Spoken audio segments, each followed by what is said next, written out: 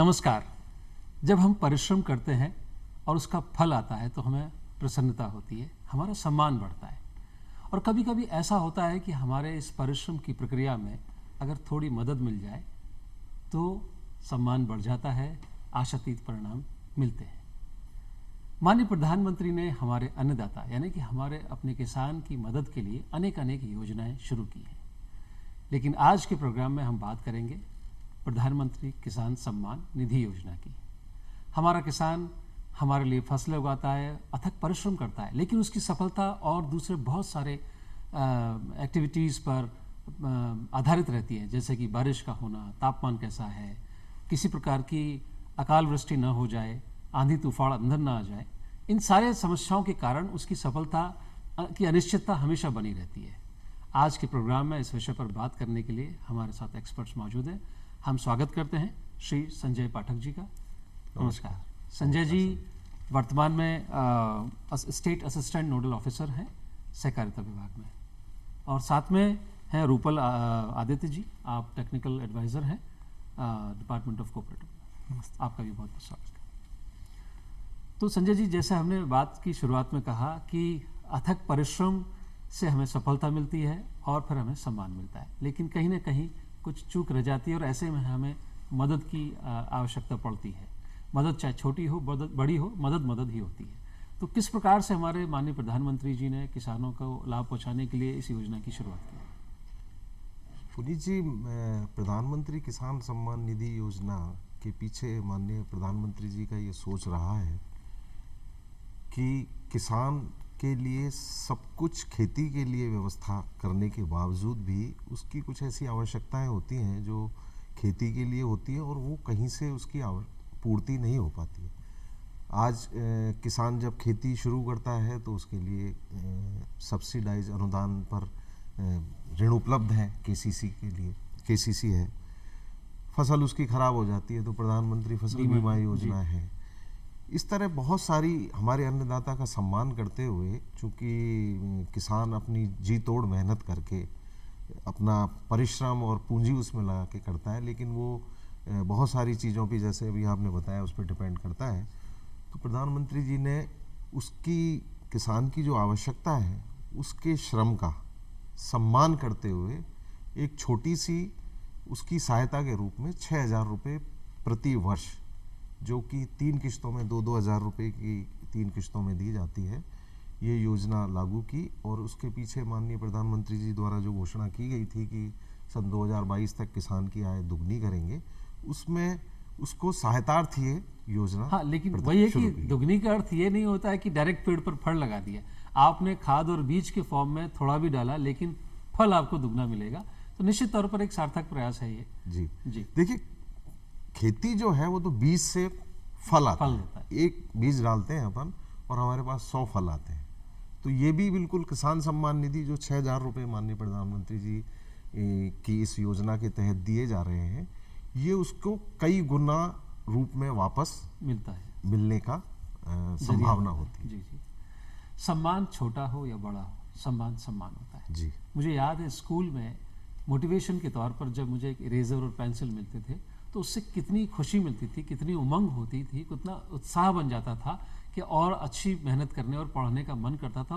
और निश्चित तौर पर उसी से हमें आशातीत परिणाम मिलते थे, सफलता मिलती थी। तो बात वही है, चाहे वो स्कूल की हो, चाहे कार्य क्षेत्र की हो, चाहे खेत में किसान की बात। देखिए पुनीत जी, इसके जो नाम है किसान सम्मान निधि, तो जैसा आप अभी उदाहरण दे रहे थे, सम्मान इतना सा और इतना बड़ा, वो एक हमेशा जो है आपको एक मोटिवेशन देता है। जो आप कार्य कर रहे हैं उसके लिए आपको प्रेरित करता है कि हम इसे और अच्छी तरह से करें। जी, और जैसा टाइटल है, टाइटल बहुत खूबसूरत है, सम्मान शब्द इसमें जुड़ा हुआ है। तो जो डिग्निटी ऑफ लेबर जिसको हम कहते हैं कि हर कार्य बराबर होता है, हर कार्य सम्मानजनक होता है, इसमें कहीं ना कहीं ये भावना भी अंतर्निहित है। रूपल जी, आपके पास आता हूँ मैं जी, कि बहुत सारी योजनाएं, हर योजना में कुछ ना कुछ एलिजिबिलिटी क्राइटेरियाज होते हैं। तो निश्चित तौर पर इस योजना में भी कुछ एलिजिबिलिटी क्राइटेरियाज हैं। कौन व्यक्ति इसमें लाभार्थी हो सकता है, किस प्रकार के डॉक्यूमेंट की आवश्यकता होती है? जी, जैसा कि किसान सम्मान निधि योजना इसका टाइटल है, तो किसान यानी कि कृषि योग्य भूमि धारक, वो लोग इसमें आवेदन कर सकते हैं और वो खुद की लैंड पे कृषि कर रहे हो। लैंड खुद ओनर की- खुद होना जरूरी जी, है सबसे वो पहले। टेनेंट जो फार्मिंग होती है वो इसमें नहीं चलती। अब इस योजना में एक्सक्लूजन क्या क्या है, जैसे अपवर्जन सूची जो होते हैं, कौन कौन लाभार्थी नहीं है, लाभ जी। नहीं ले सकते, उसमें आते हैं विधायकगण, पार्षदगण, सर्विस में हैं सांसदगण लोग, जो सर्विस में हैं, पेंशन भोगी हैं।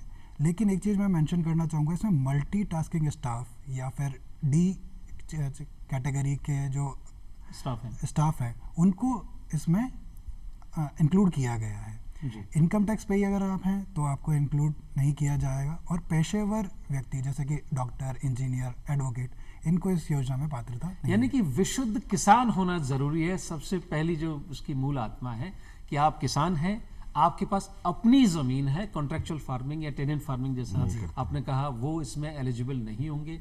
आप करदाता हैं, आप सेवा में हैं, या पेंशन भोगी हैं, या किसी भी प्रकार के उच्च पद पर आसीन व्यक्ति रहे हैं, या विधायक, या किसी भी प्रकार की हमारे पब्लिक रिप्रेजेंटेटिव के फॉर्म में आप चुने जा चुके हैं, वो सभी व्यक्ति इसमें एलिजिबल नहीं होंगे। केवल किसान ही इसमें एलिजिबल होगा। किस प्रकार के डॉक्यूमेंट्स की आवश्यकता होती है? पात्रता और आवेदन, इन सब के लिए आपके पास जमाबंदी होनी सबसे ज़्यादा ज़रूरी है, जिसमें आपके खेती का विवरण होता है, खसरा संख्या, खाता संख्या, एरिया कितना है। उसके अलावा आपका आधार कार्ड और आपकी बैंक पासबुक, इसकी सबसे ज़्यादा ज़रूरी होती है, क्योंकि यही डॉक्यूमेंट्स आपकी पात्रता की जांच के टाइम काम में आते हैं। आपकी जो आवेदन की प्रक्रिया है वो इस प्रकार है कि आप CSC सेंटर पे आपके पास जाके आवेदन करा सकते हैं, या फिर आप अपने नज़दीकी तहसील ऑफिस में भी संपर्क कर सकते हैं, क्योंकि कई किसान हमारे टेक्नो सेवी नहीं होते, और जो टेक्नो सेवी है वो उनके लिए भारत सरकार ने ऐप किस नाम बनाई से है। ऐप है ये? PM किसान GOI करके ऐप है, जिसमें वो खुद आवेदन कर सकते हैं, और PM किसान पोर्टल जो कि वेबसाइट है, उस पर भी किसान आवेदन कर सकता है। एक बार फिर से इस ऐप का नाम? PM किसान GOI, PM किसान GOI, जो कि प्ले स्टोर पर, गूगल का जो प्ले स्टोर है उस वहाँ पर से डाउनलोड कर वहाँ से डाउनलोड कर सकते हैं। जी। संजय जी, आपके पास में आता जी। हूँ। जैसा इन्होंने कहा कि ज़मीन अपनी होनी आवश्यक है, क्या ज़मीन का एरिया इसमें मैटर करेगा? कम है या ज़्यादा है?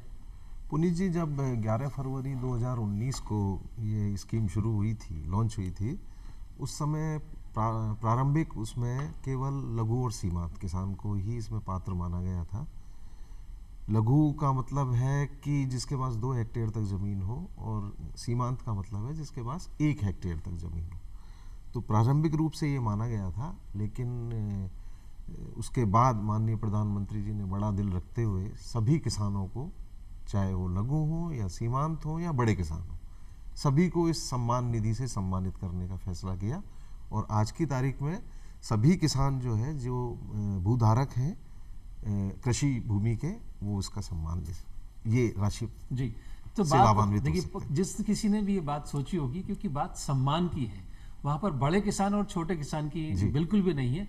इसलिए जो भी व्यक्ति कृषि कार्य कर रहा है और वो करदाता नहीं है, निश्चित तौर पर आर्थिक संपन्नता नहीं है, तो वो इस सम्मान का लाभ लेने का पूरा हकदार है, भागीदार। जी जी। तो अब मैं अगर इसकी स्केल अप की बात करें कि हमने विगत वर्षों में 19 से लेकर के और 22 तक अब तक लगभग कितना रुपया इस किसानों तक पहुंचा चुके हैं, कितने किसान परिवार लाभार्थी हो चुके हैं? देखिए, राजस्थान राज्य में राज्य सरकार द्वारा सहकारिता विभाग को इसका क्रियान्वयन का जिम्मा सौंपा गया, और फरवरी 19 से लेके और 7 जून तक के जो अभी हमारे पास लेटेस्ट आंकड़े उपलब्ध हैं, हमारे पास करीब 81 लाख लोग पंजीकृत हुए हैं राज्य में। राजस्थान राज्य में 81 लाख लोग पंजीकृत हुए हैं, और इसमें अभी तक हम लगभग 77 लाख लोगों को 13,000 करोड़ रुपए, 13,395 के तो ये लगभग 13,000 का जो आंकड़ा बता रहे पूरे राज्य का है या केवल राज्य का? जी जी। 13,000 करोड़ रुपए राजस्थान राज्य के किसानों को लाभ दे चुके हैं। और अगर भारतवर्ष की परिप्रेक्ष्य में हम बात करें तो अगर कोई आंकड़ा अगर आपके पास में हो? भारतवर्ष के करीब 21,000 करोड़ के लगभग है जी, जैसा मुझे ध्यान आता है। एक बड़ी राशि है, और अभी तो ये मेरे ख्याल से ये अभी ऑनगोइंग है या? Yes, ongoing. अभी तक जो स्कीम शुरू होने के बाद 13 किस्तें जारी हो चुकी है।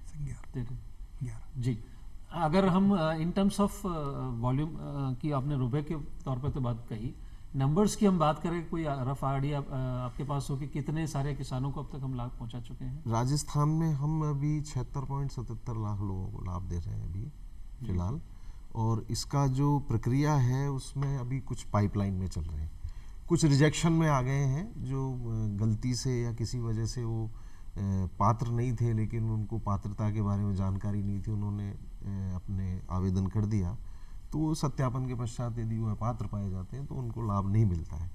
तो पंजीकृत 81 लाख हैं और करीब 77 लाख से ऊपर किसानों को हम 13,000 करोड़ रुपए राजस्थान राज्य में दे चुके अगर हैं। हम अगर इसका वॉल्यूम की फॉर्म में आप देखें कि एक राज्य के लिए इतने सारे लोगों को इतनी बड़ी राशि महज 3 वर्ष के भीतर ही सम्मान के तौर पर डायरेक्ट बेनिफिट ट्रांसफ़र के तहत पहुंचा देना, स्पीडी और ट्रांसपेरेंट मैकेनिज्म के तहत, तो अपने आप में एक बहुत बड़ी बात है और ये काबिल तारीफ़ तो है ही है।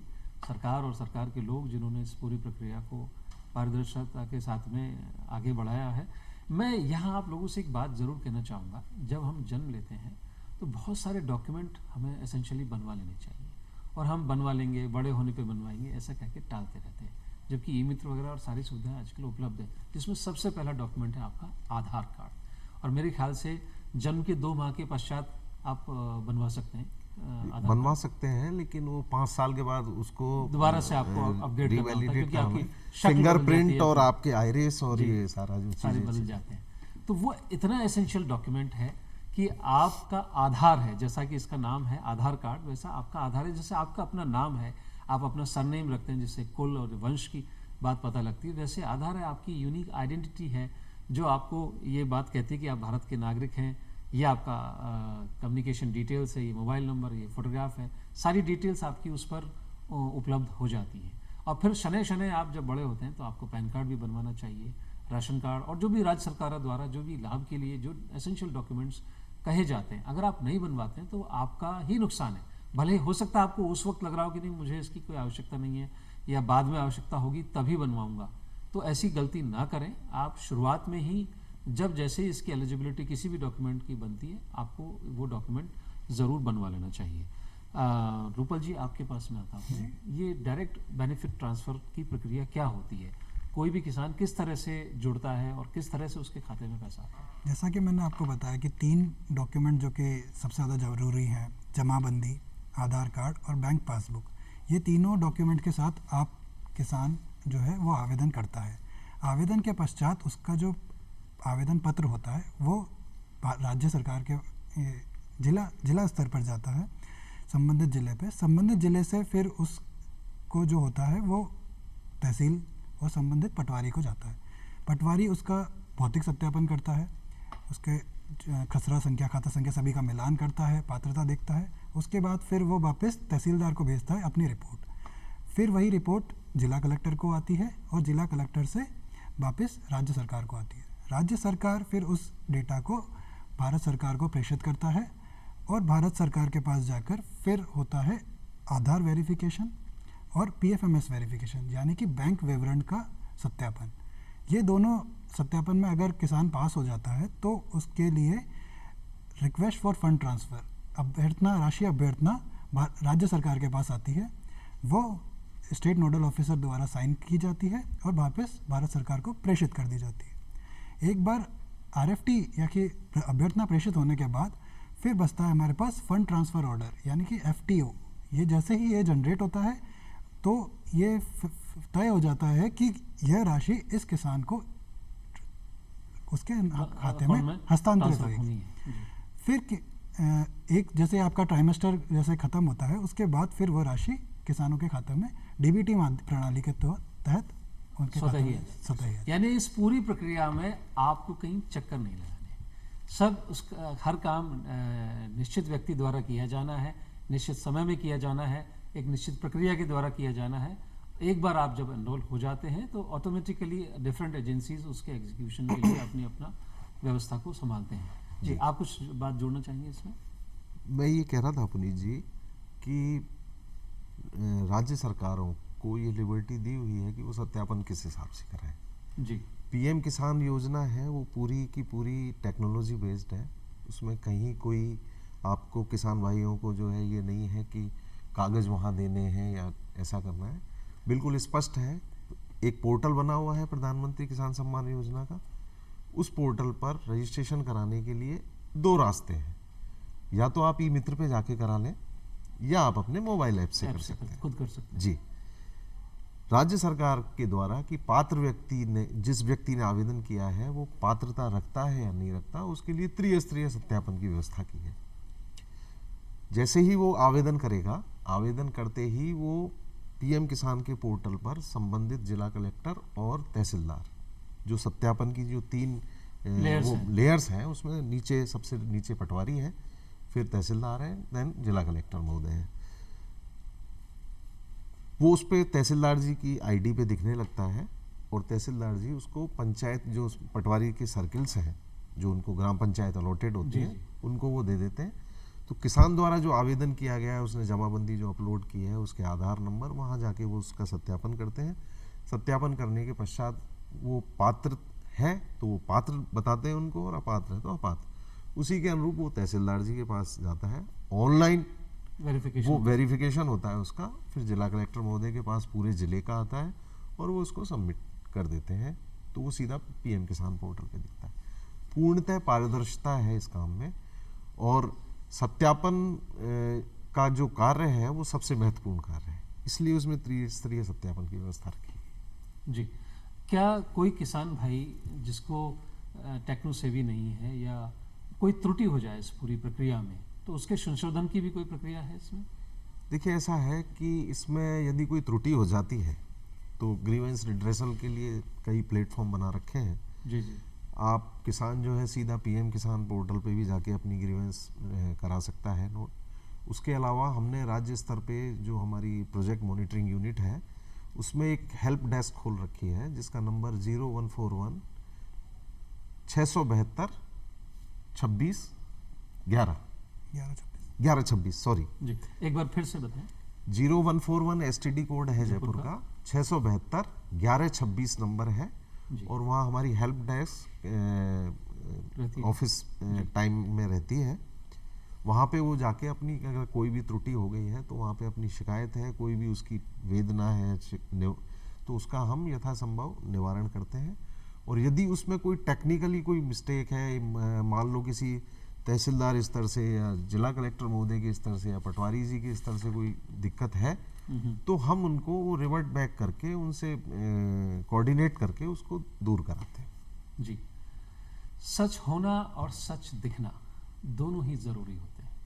किसी भी कार्य में सरकार ने अपनी तरफ से पूरी ट्रांसपेरेंसी के साथ काम किया, लेकिन लोगों के बीच जाकर किसी भी प्रकार से लोगों तक ये संवाद करना, चाहे वो सिलेक्टिव हो या स्क्रूटनी बेस्ड हो, क्या इस प्रकार की कोई सोशल ऑडिट का इसमें प्रोविजन रखा गया है?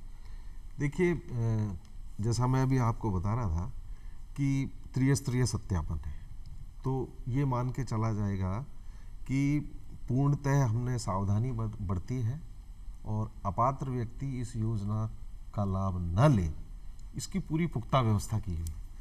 लेकिन किसी भी वजह से ये हो सकता है, या तो जानकारी का अभाव हो या कहीं कोई और ऐसी स्थिति हो जिसमें कि अपात्र व्यक्ति को लाभ मिल गया है और पात्र व्यक्ति छूट गया है। जी जी। तो उसके लिए ये व्यवस्था है कि हम प्रत्येक वर्ष सोशल ऑडिट कराते हैं। उसका सोशल ऑडिट में पंचायतवार जो है तहसीलदार जी और जिला कलेक्टर महोदय, ये सारे जो भी कोई राज्य सरकार के स्तर से, जैसे प्रशासन गांव के संघ है या शहर के संघ है या कोई भी प्रोग्राम होता है, वहाँ पे हम पंचायत लेवल तक जो उस पंचायत के बेनिफिशरीज हैं उनकी लिस्टें वहाँ चस्पा करते हैं, बिल्कुल पब्लिकली। और वहाँ किसी को भी कोई आवेदन, किसी को लगता है कि ये पात्रता इसकी गलत है, तो वो अपना वहाँ दर्ज करा सकता है, उसकी पुनः पात्रता की जांच होगी। और यदि कोई अपात्र व्यक्ति, वो पात्र व्यक्ति छूट गया है, तो वहाँ पे वो कहेंगे साहब ये तत्काल जोड़ दिया जाए, उसको भी जोड़ने की व्यवस्था है।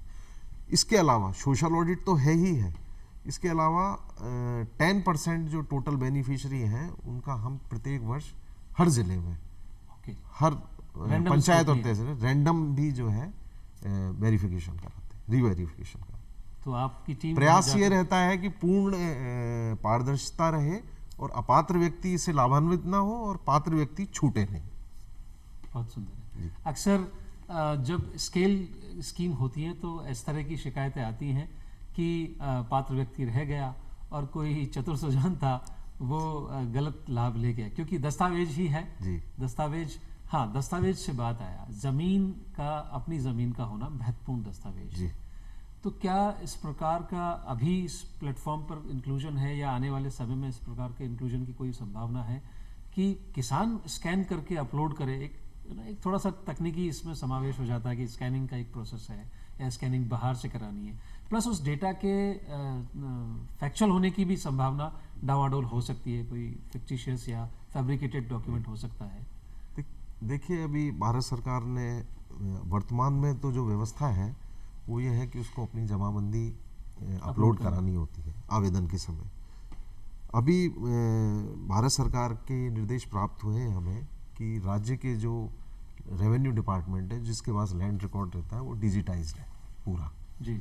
अभी हमारी 379 तहसीलें हैं, उसमें से 13 तहसील हैं जिनका अभी नहीं हुआ डिजिटाइज, बाकी सारा डिजिटाइज हो गया और वो चल रहा है। वो भारत सरकार की निर्देश है कि जो लैंड डिपार्टमेंट है जिसके पास किसानों के लैंड का डाटा है उसका इंटीग्रेशन पीएम किसान से किया जाए, और वो ड्राइव बहुत तेज़ी से चल रहा है, टाइमलाइन बिल्कुल निर्धारित है और ये काम हमें 30 जुलाई तक करना है।